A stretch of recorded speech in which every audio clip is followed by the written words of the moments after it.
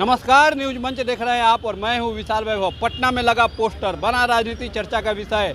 और पटना के अभी इनकम टैक्स गोलंबर के पास हम हैं और यहां पर एक हमारे जस्ट पीछे बैनर आपको नज़र आएगा और ये बैनर जो है पीएम मोदी पर निशाना साधा गया है इस बैनर के माध्यम से।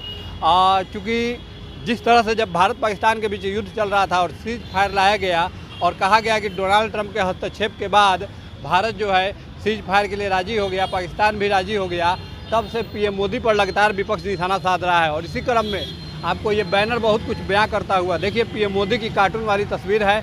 56 इंच का नहीं 5.6 इंच का है। यानी पीएम मोदी जो कहा करते थे कि 56 इंच का सीना है, तो 56 इंच के सीना को लेकर जो है उन पर ये निशाना साधा गया है। साथ ही इस बैनर की जो पंक्ति है वो आप देख पाएंगे, इससे बड़ा कोई झूठा नहीं।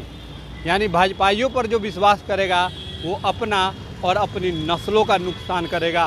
तो कहीं ना कहीं बड़ा हमला पीएम मोदी पर जो है बोला गया है। क्योंकि ऑपरेशन सिंदूर जो चलाया जा रहा था और उसको रोका गया, सीज फायर लाया गया।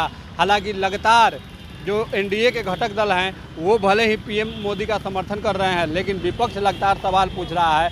पप्पू यादव ने भी सवाल पूछा था कि आखिर डोनाल्ड ट्रंप कौन होते हैं हमारे देश का पंचायती करने वाला।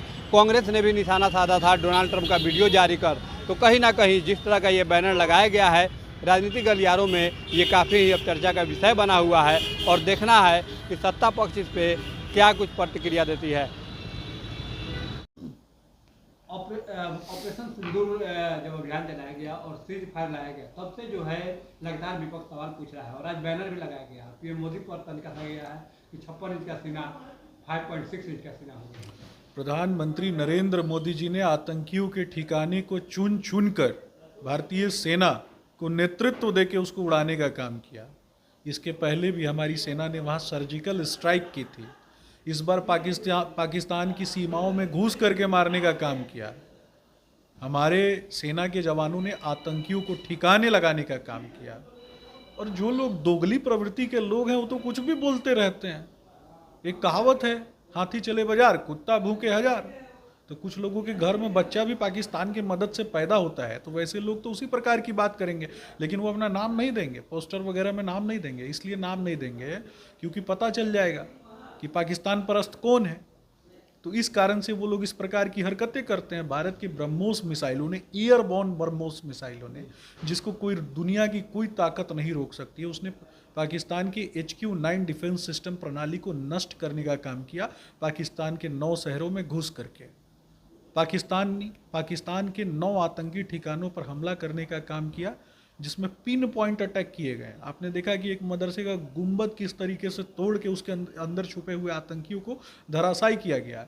एक बड़ा आतंकवादी वैश्विक स्तर पे वो कहता है कि उसको उठा लेता ईश्वर, क्योंकि उसके परिवार के 14 लोगों को हमने मार दिया। और उसके बाद मिस्र से एक विमान उड़ता है जो कि बोरोन लेकर के आता है, और बोरोन वहाँ पे जाता है जहाँ पे न्यूक्लियर प्लांट्स में कहीं रिसाव की बात होती है।